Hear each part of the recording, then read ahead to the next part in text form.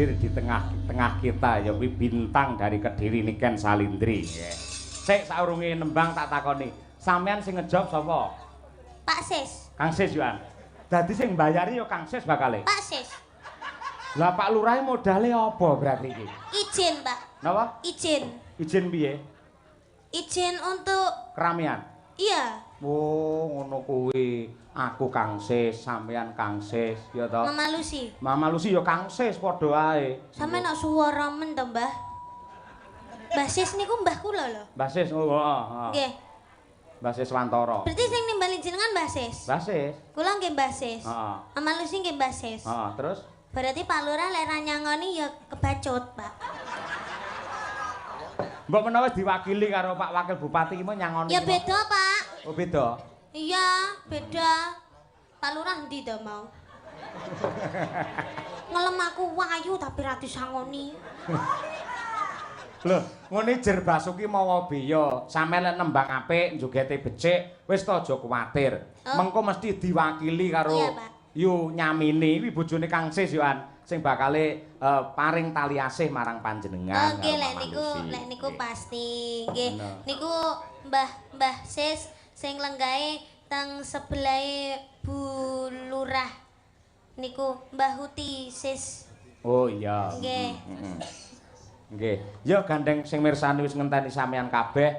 Ya salam-salam kagem sedaya para lenggah nduk niken Iki salindri. ajarane napa, Pak? Hah? Sunatan. Sunatane sinten? Sunatane Pak Lurah.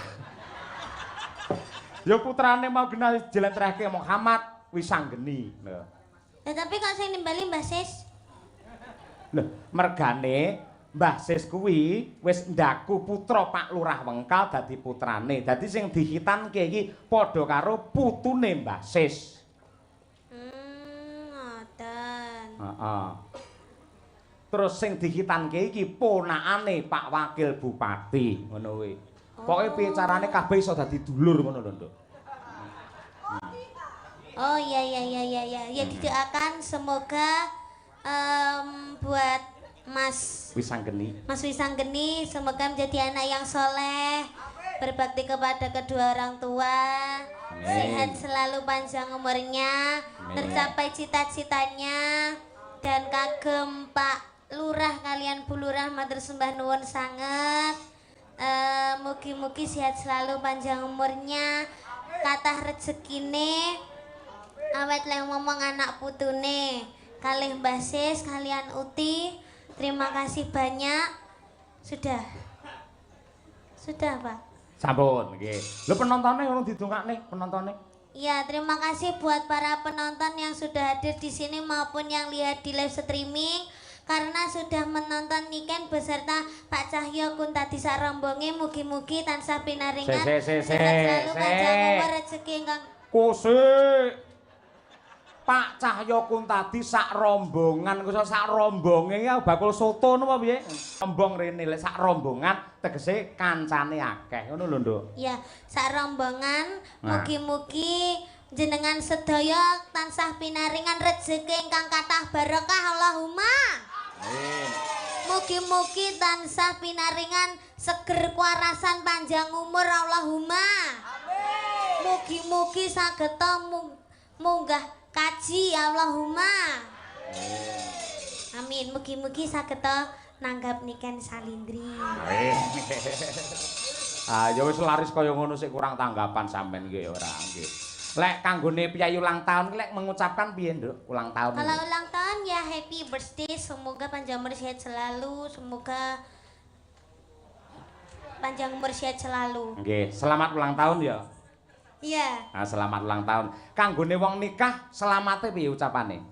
Sakinah mawaddah warahmah. Wah iya, selamat menempuh hidup Itu baru. baru. Lek kanggo cah sing disunatne, selamate piye? Selamat menikmati. Heeh. Terus Selamat menikmati. Kalau dikitan itu bentuknya gimana, Pak? wah, Itunya kok bisa dikitan itu gimana? istilah dihitan ki diislamke ya. Nuwun sewu. Nggen alat vital. Nun sewu kuwi kudu ngerti mergo iki agama, Nduk. Nggen pepucuke alat vital kae, kuwi iki janjane reget itu adalah najis. Ketika tidak dihitan, tidak dipotong, itu akan menjadikan sumber penyakit dan kalau beribadah kanggone wong Islam, salat ora bisa sah mergo sik enek najise. Mula padha karo Mas Wisanggeni iki diislamke karo Pak Lurah. Mula dihitan. Oh. Berarti kalau sunat itu harus orang Islam aja. Loh, ora mung Islam, malah mbiyen ki ning Eropa, para putri, para wanita Eropa nate demo. Nuntut supaya mbuh agamane apa, piyai kakung kudu khitan. Pamrih apa? Men ora ana penyakit sing ana alat vital kuwi mau. Oh, gitu. Berarti menyelamatkan ya, Pak, dikitan itu. Menyelamatkan dan juga mengenakkan, Nduk. Piye lek ngomong ya iki? Berarti kalau seumpama kan udah dikitan. Sekarang dikitan dikitan Mas Wisanggeni ya, Pak. Terus jelek pamene enek regetane berarti ya dikitane. Lah lek angger reget dikitan ya entekno Nduk suwi-suwi. Dadi rasa jenengan enek regetane terus di sunat. Weh, piye ya lek nerangne? Ngene Nduk. Iki lho, ya wis ngene ya. Bentuke ya ngono kuwi, Pak. Iki agama lho iki ngelmu lho iki. Iki dadi ngene iki ya. Pucuke ijo. Apa? Pucuke ijo. Heeh, mergo bar digedhuk ning tembok sing rupane ijo ngono. Kok sik tak terangne. Iki pamane ya. Lah iki sing dikitan iki dipotong des iki akhire kan ilang. Lah iki ngene. Lah ngene iki kaya anu lho, kaya helm lho Nduk malian. Lah iki wis ilang. Iki sing reget iki. Upamane iki pamane go reget kena banyu, kena apa wedi apa kena apa, iki dikumbah wis resik. Oh. Ngene iki sing dadi sumbere virus iki sing iki. Ya.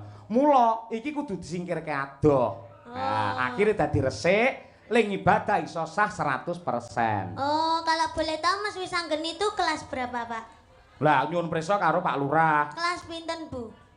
Kelas 5 SD. Sudah berani dikitan.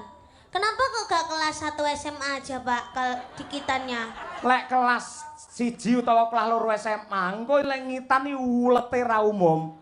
Dadi semono kuwi wis pas, ngono kuwi. Kayak adikmu Brahma kae ya kelas 5, si rambu rangkung, kae si rambune ya kelas 5, ngono kuwi. Oh, rangkung mboten to, Pak? Lho cara anu enek lho, kitan sing putri iki ana lho, Nduk. Diketok napa nih? Alah mbuh aku mumet dhewe to nyauri awakmu susu. Lah intine ngono kuwi dislamake. Mula kuwi pepucuke ngalah vital sing diketoki jenenge kulup. Mula ning nggen wayang sosok he kulup maju lungguhmu. Piye kabarmu kulup? Kulup kuwi mesti anak utawa putu sing lanang. Nah, ngono kuwi. Kulup kuwi pepucuke ngalat vital kuwi mau. Oh. Lek wedok ora kulup, kulupan. Ayo ngono kuwi. Paham? Iya. Paham. Ayo. Wis to susu lak ngerti dhewe sok nduk kowe. Wis ngerti-ngerti bakale. Iya, ngono kuwi. Wong kabeh ya nglakoni, kabeh ya bakale ngayahi bangsa kaya ngono kuwi. Lah saiki minangka tandha tresna, ayo. Aku tak nyuwun iki kadang-kadangmu dulur-dulur fan beratmu mau wis meling ya kuwi saka Sanidi ya Nduk ya.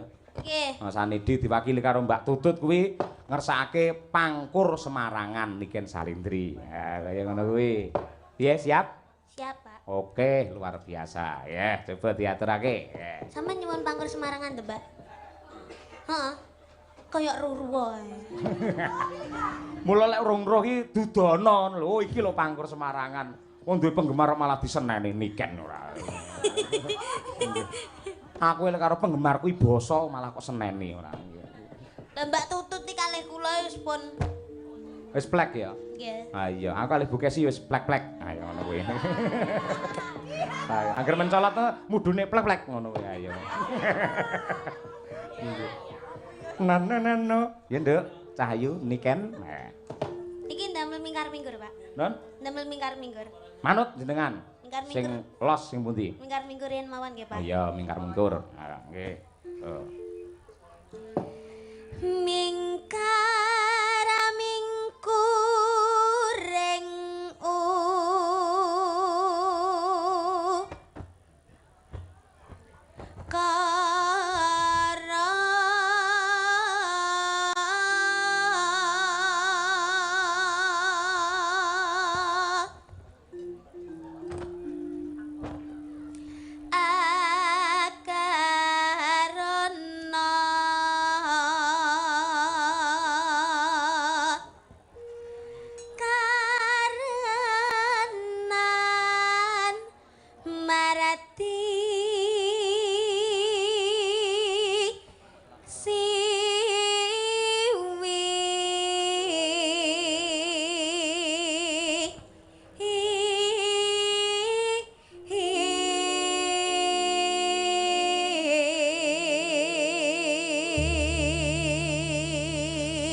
bot-bote pengen nonton Niken Salindri iki lho. Aku mak teratap iso ting crunguk sirah tok ning kono to.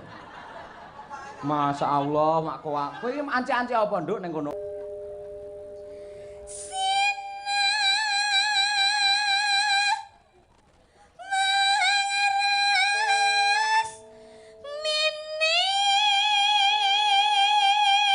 Alon-alon, Nduk.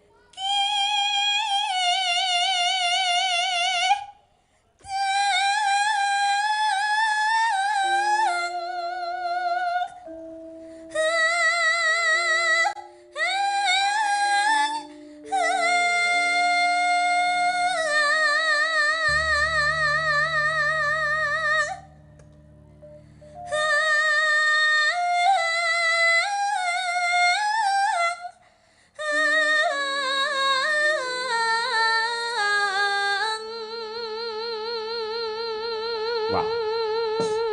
Nada semono kuat wis kaya mboke wisan. Yo tepuk tangan untuk Niken Salindri. Wah. Mura ya kondang larang ya semono ya kuat lho bocah ora. Eloke nganti kaya ngono. Ha iya. Wis sok lek sampean bayen sok lek duwe putra nduk ora bakal kuwatir. Rasane ya ngono kuwi. Upamane arep nglairke anggere sampean wis pangkur Semarangan, kok lair dhewe wisan. Ayo. Heeh. Terus deh. Sinopa sinu arata mereka tarata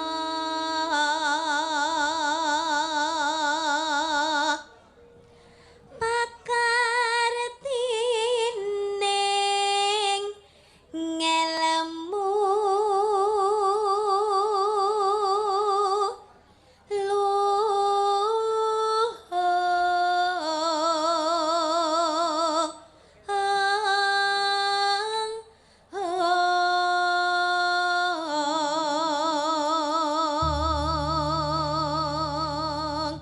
Nino nino. kang tumrap ning tanah Jawa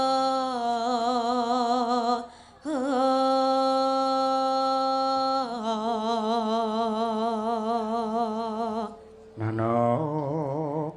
agama ageming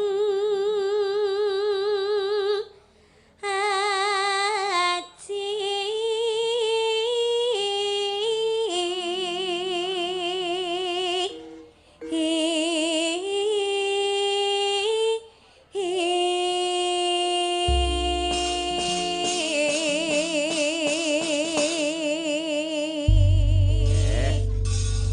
Luar biasa. Ya. Ya, Nduk. Kelangenane bapakmu aturna nggih tamba kangen luwih dhisik. Iya, Pak. Ayang-ayang ya, Nduk ya. Nggih. Oke. Wis nembang sampean walah temenanan. Nganti kaya bledek. Ya, oke. Yuk, ayang-ayang bersama Niken Salindri. Ya, yuk. Oke.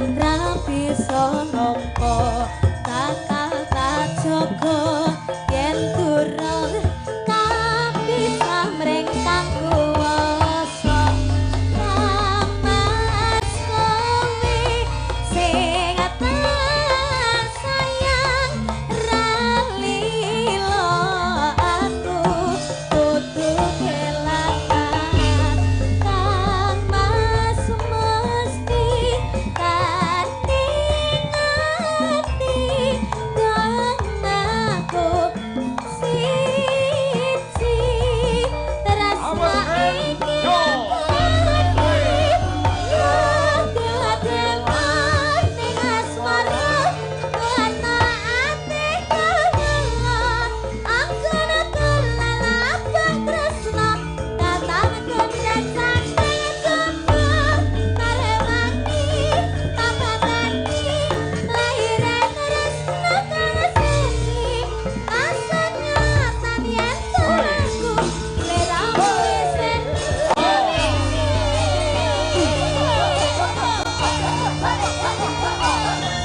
Lurah Wekal Rejoso Tansah Bagya Mulya Alamiyo.